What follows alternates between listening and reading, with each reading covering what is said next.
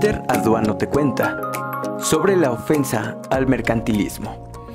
Hoy hablaremos de Adam Smith, filósofo, académico y economista, precursor del libre comercio. Su niñez se desarrolló sin problemas y aunque se cuenta que fue raptado de pequeño por una banda de gitanos, esto ha sido ya desmentido por sus biógrafos. A los 13 años fue enviado al colegio donde destacó por su amor a la lectura y su excelente memoria, por lo que un año después fue aceptado en el Colegio Balliol de la Universidad de Oxford, donde tomó clases con Francis Hutcheson, un reconocido profesor de filosofía a quien Smith recordaría con cariño y admiración el resto de su vida. Pero no todo fue miel sobre hojuelas en su estancia en Oxford. Ahí, Smith se enfrentó con varios de sus profesores, en especial por su defensa de las teorías de David Hume, quien años después se convertiría en gran amigo suyo. Hume, autor del Tratado de la Naturaleza Humana, era un conocido ateo, lo que chocaba con la férrea ideología religiosa de los profesores de Smith. Aunque Adam se consideraba católico, en sus escritos se reflejaba más bien un pensamiento que se podía clasificar como deísta, que se refiere a quienes creen en la existencia de un ser divino, pero que no asumen que éste tenga injerencia en los asuntos humanos ni domine tampoco las acciones de las personas, quienes por lo tanto son totalmente responsables de sus actos. Smith comenzó a impartir conferencias y en el año 1751 obtuvo la cátedra de lógica y un año después la de filosofía moral. Desde el inicio fue un destacado profesor. Era tal su fama que alumnos de distintas partes de la Gran Bretaña viajaban para escuchar expresamente las lecciones de Smith. Los tópicos que trataba en las aulas eran diversos: lógica, metafísica, estética e incluso astronomía eran expuestas de manera elocuente por el filósofo.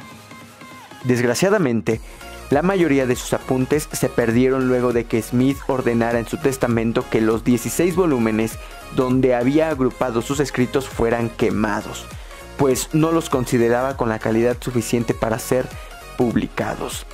Algunas de sus ideas sobrevivieron mediante los apuntes de alumnos suyos quienes las retomaron. Su primera publicación importante fue en el año 1759.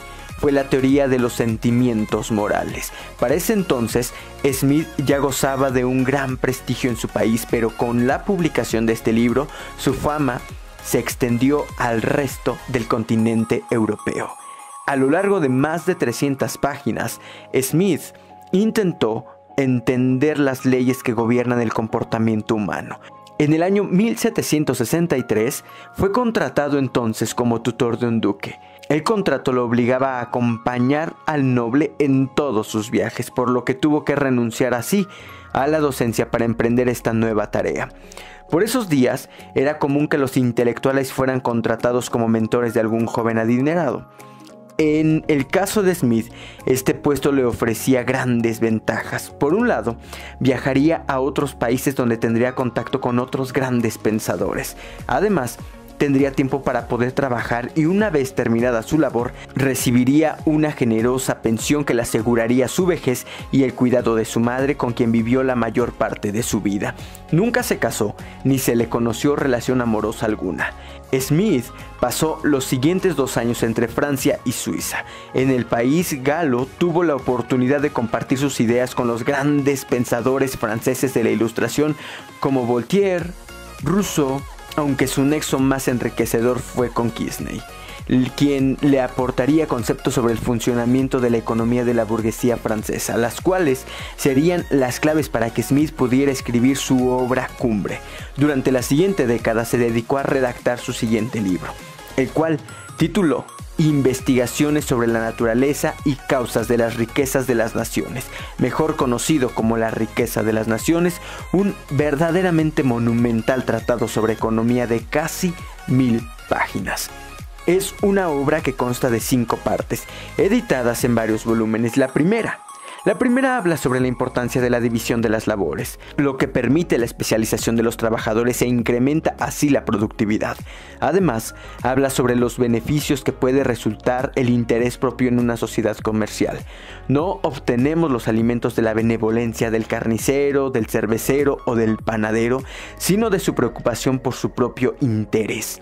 No nos dirigimos a sus sentimientos humanitarios, sino a su egoísmo, y nunca hablamos de nuestras necesidades, sino de sus propias ventajas.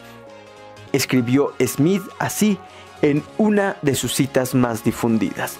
En la segunda parte discute el papel del inventario o existencias y da la mayor importancia a la labor o trabajo que a la riqueza acumulada, algo que iba en contra del mercantilismo, la teoría económica dominante en esos días y de la cual Smith era un duro crítico. Para los mercantilistas, la riqueza de un estado se medía a partir de la cantidad de dinero o bienes que se encontraban dentro de sus fronteras, por lo que se oponían al comercio con otros países. Por el contrario, para Adam, el trabajo y las ganancias que éste producía eran lo que servía para definir esa riqueza. A mayor trabajo, mayor ganancia, por lo que el libre comercio, en lugar de ser perjudicial, abriría nuevas fuentes de empleo. Esta idea fue una de sus grandes aportaciones y es clave para entender la economía de nuestros días. En marzo de 1776 fue publicado La riqueza de las naciones. Ese mismo año murió uno de los grandes amigos y mentores de Smith, David Hume, quien antes de fallecer alabó el libro. Smith definió su libro como un violento ataque a todo el sistema comercial de la Gran Bretaña. Pese a ello, la obra tuvo un impacto inmediato y fue traducida y distribuida por toda la Europa. Su teoría siguió su camino y con el tiempo llegó a influir en los trabajos de economistas como Marx, David Ricardo y John Stuart Mill, además de John Maynard Keynes y Milton Friedman. Sus detractores lo acusan de promover el consumismo, pero esto no es del todo cierto, ya que el propio Smith criticó con dureza a los ricos de su época. Además, alertó sobre el problema de la falta de educación de los obreros. Recuerda, nosotros somos Mr. Aduano.